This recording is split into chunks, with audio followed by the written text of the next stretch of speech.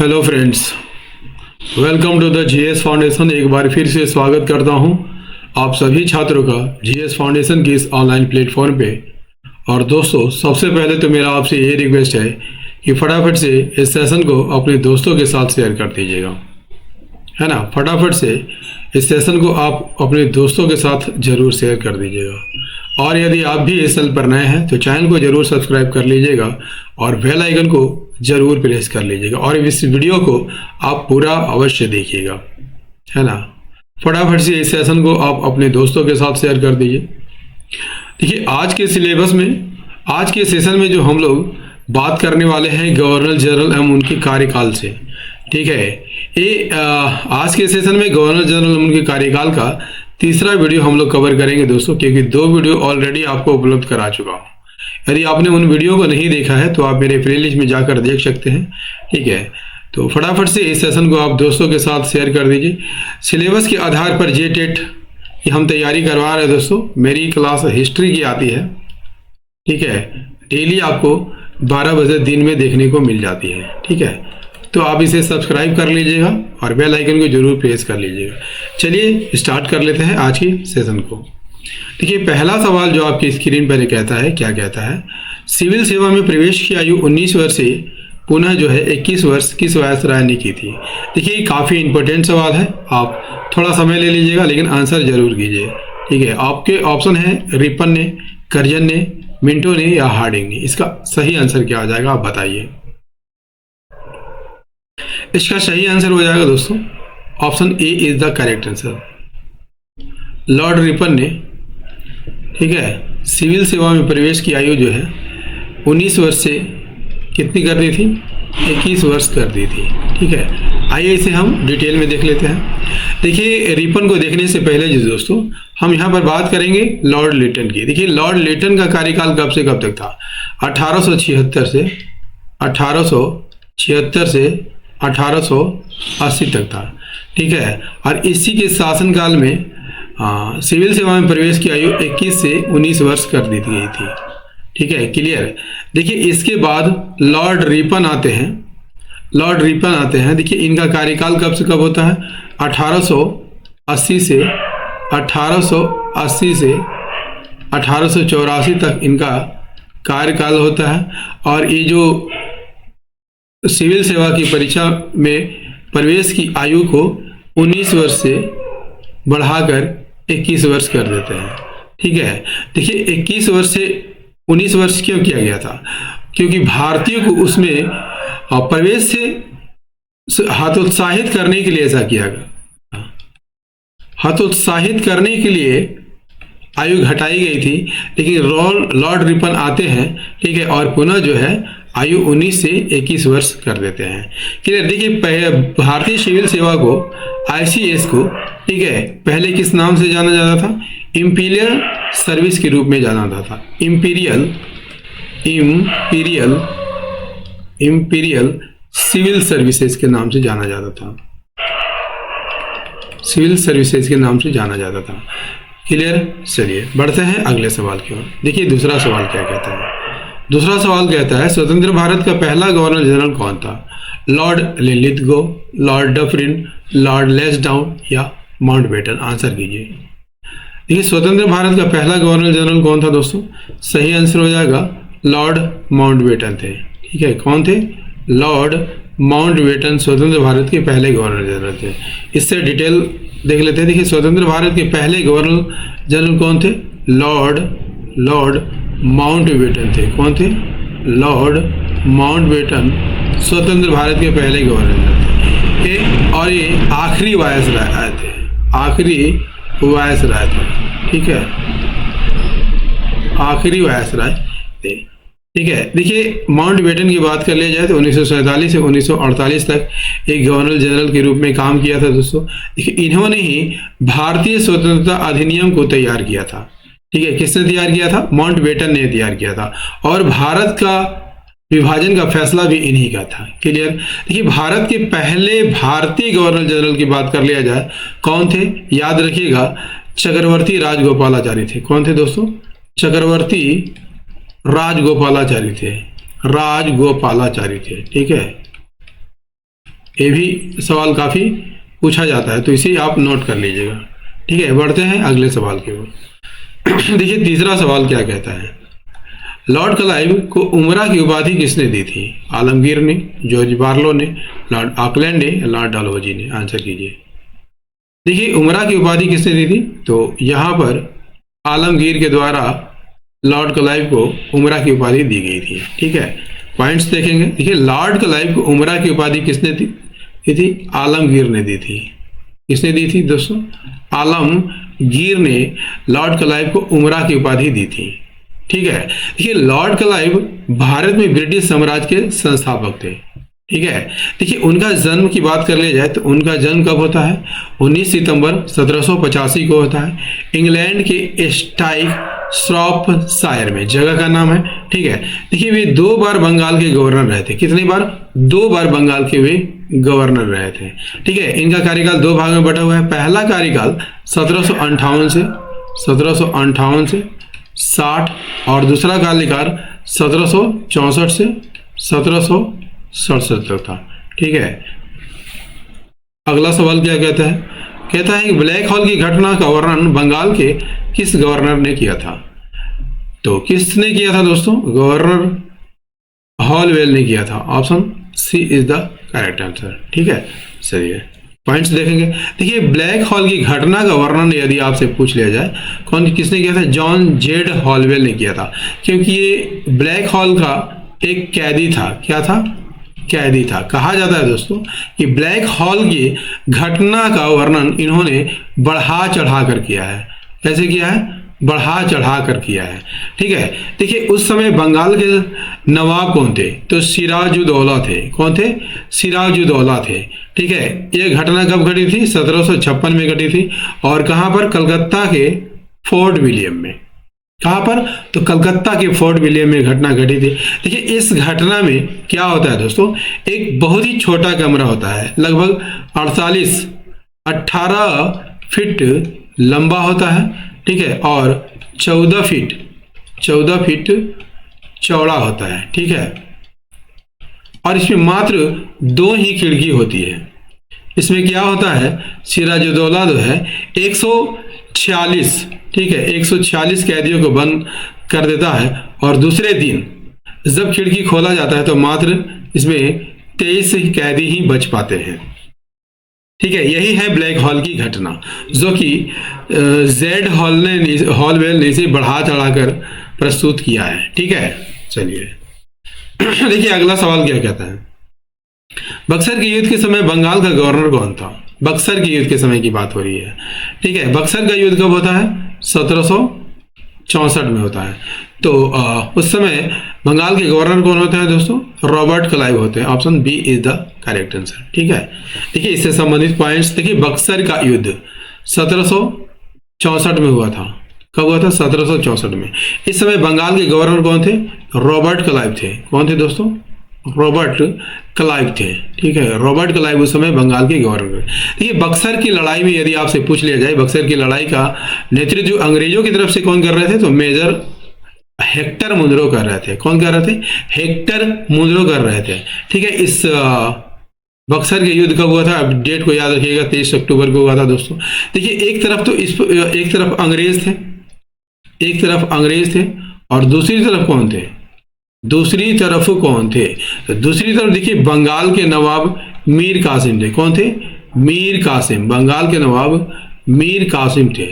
ठीक है, अवध के नवाब कौन थे? सुजाउद्दौला थे। अवध के नवाब कौन थे? सुजाउद्दौला। और मुगल साम्राज्य के शासक शाह आलम द्वितीय थे। कौन थे? शाह आलम द्वितीय। ठीक है, लेकिन ये इनकी संयुक्त सेना अंग्रेजों से हार जाती है। इसके बाद क्या होता है? इलाहाबाद की संधि होती है दोनों के बीच। इलाहाबाद की संधि होती है। ठीक है, कब होती है? 1765 में। क्लियर? चलिए अगले सवाल देखेंगे। देखिए अगला सवाल क्या कहता है, रिंग फेंस की नीति का संबंध किस गवर्नर जनरल से है? रिंग फेंस की नीति का संबंध जो है किस गवर्नर जनरल से? डफरिन, कर्जन, लैंसडाउन या वारेन हेस्टिंग? इसका सही आंसर हो जाएगा दोस्तों option D is the correct answer. ठीक है, रिंग फेंस की नीति का संबंध जो है वारेन हेस्टिंग्स से है। ठीक है, देखिए रिंग फेंस की नीति का संबंध जो है किससे है? गवर्नर जनरल वारेन हेस्टिंग्स से है। क्लियर। देखिए रिंग फेंस की नीति कब लागू की गई थी? 1765 से। ठीक है, 1765 से 1813 के बीच लागू की गई थी। इस नीति का मकसद क्या था दोस्तों? मकसद की बात कर लीजिए तो पड़ोसी क्षेत्रीय राज्यों की रक्षा करना इसका मकसद था।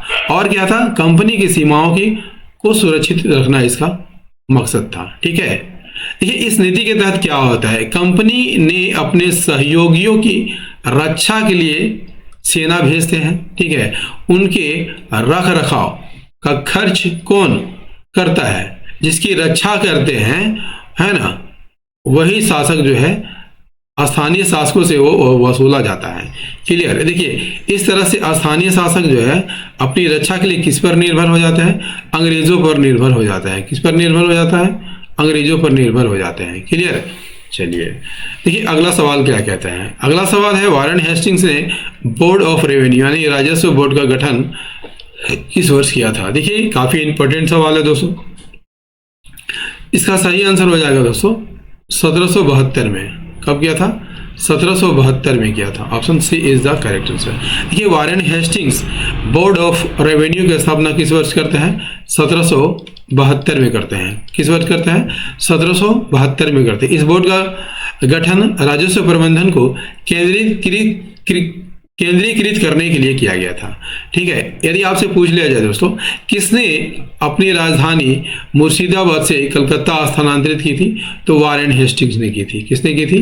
वारेन हेस्टिंग्स ने ही राजधानी चेंज की थी। ठीक है, नेक्स्ट क्वेश्चन देखिए अगला सवाल क्या कहता है। रेगुलेटिंग एक्ट के अंतर्गत 1774 में किस स्थान पर सुप्रीम कोर्ट की स्थापना की गई थी? पंजाब में, महाराष्ट्र में, दिल्ली में या कलकत्ता में? आंसर कीजिए। कहां पर? तो कलकत्ता में इसकी स्थापना हुई थी दोस्तों सुप्रीम कोर्ट की। इससे संबंधित पॉइंट देखेंगे कि रेगुलेटिंग एक्ट की बात कर लिया जाए कब पारित हुआ था? 1773 में पारित हुआ था। कब पारित हुआ था? 1773 में। ठीक है, 22 अक्टूबर 1774 को। कब? 22 अक्टूबर 1774 को कलकत्ता में सुप्रीम कोर्ट की स्थापना होती है। कहां पर? फोर्ट विलियम में। ठीक है, एक सुप्रीम कोर्ट की स्थापना कहाँ की हुई थी दोस्तों? फोर्ट विलियम में हुई थी। इसके पहले मुख्य न्यायाधीश कौन थे? सर एलिजा एम्पे थे। कौन थे? सर एलिजा एम्पे थे।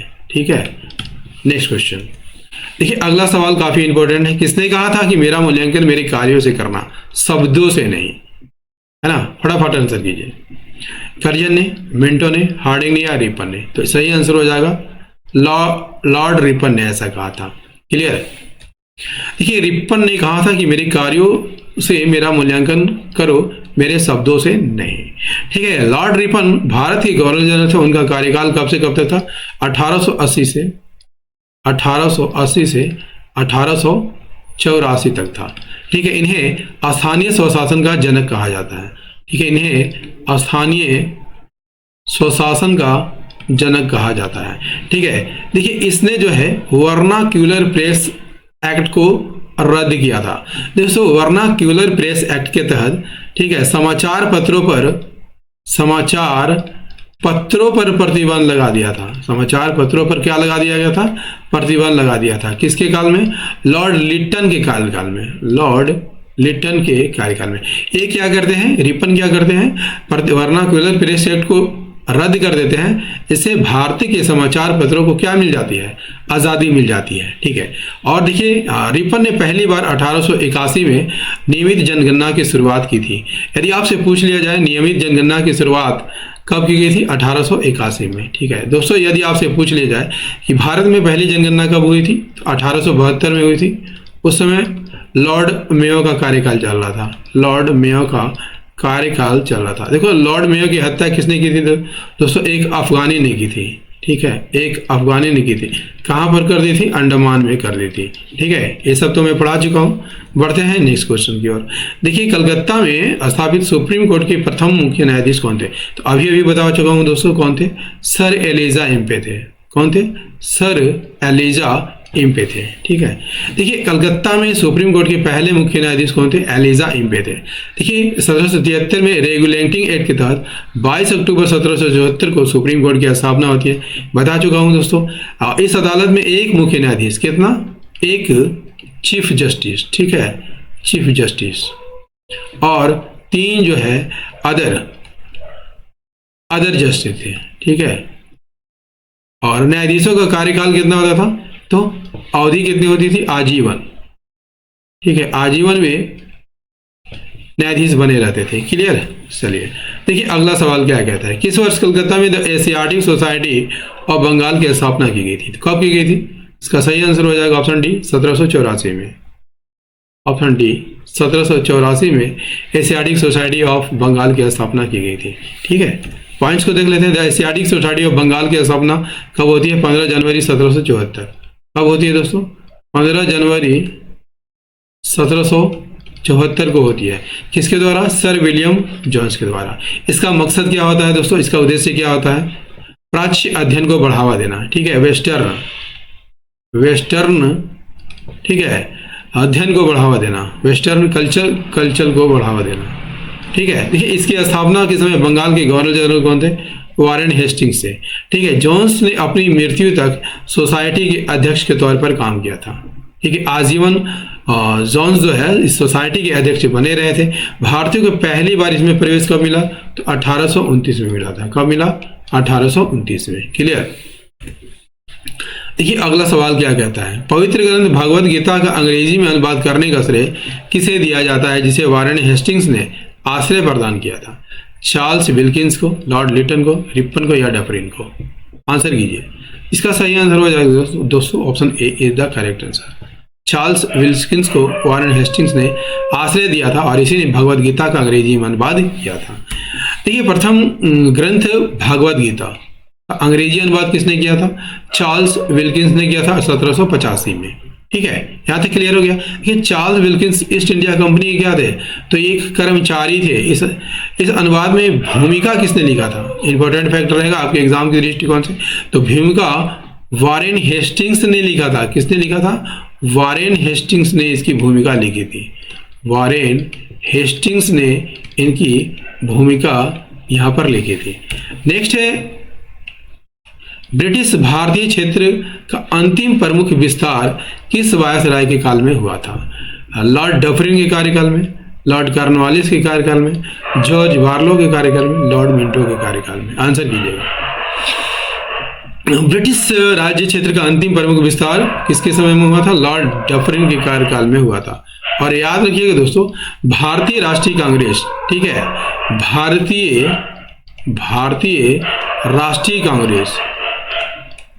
राष्ट्रीय कांग्रेस की स्थापना किसके समय में हुआ था? तो लॉर्ड डफरिन के कार्यकाल में हुआ था। इसकी स्थापना कब हुई थी? 28 दिसंबर 1885 को हुई थी। ठीक है, इसके सचिव कौन थे? एओ हुम थे। ठीक है, एओ हुम थे। ठीक है, एओ हुम थे। ठीक है, और इसके अध्यक्ष कौन बनाए गए थे? व्योमेश चंद्र बनर्जी। व्योमेश चंद्र बनर्जी इसके पहले अध्यक्ष बनाए गए थे। ठीक है, ये डफरिन की बात कर लिया जाए तो इनका कार्यकाल बता चुका हूं दोस्तों। ठीक है, 1884 से 1888 तक इनका कार्यकाल था। ठीक है, गवर्नर जनरल और वायसराय थे। ठीक है, उन्होंने दिसंबर 1884 में लॉर्ड रिपन का स्थान लिया था। किसका स्थान लिया था? लॉर्ड रिपन का स्थान इन्होंने लिया था। देखिए इनकी काल की 2 महत्वपूर्ण घटनाएं हैं। 1885 में एओ हुम द्वारा भारतीय राष्ट्रीय कांग्रेस की स्थापना, इसका डिटेल मैं पहले ही बता चुका हूं।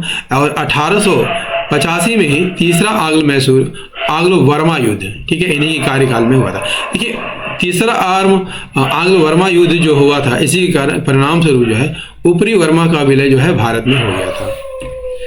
अगला सवाल क्या कहता है? भारतीय पुरातत्व सर्वेक्षण की स्थापना किस वायसराय के काल में हुई थी? कुत्ते भौंक रहे हैं दोस्तों, तो इसे नजरअंदाज कीजिएगा, रात का समय है।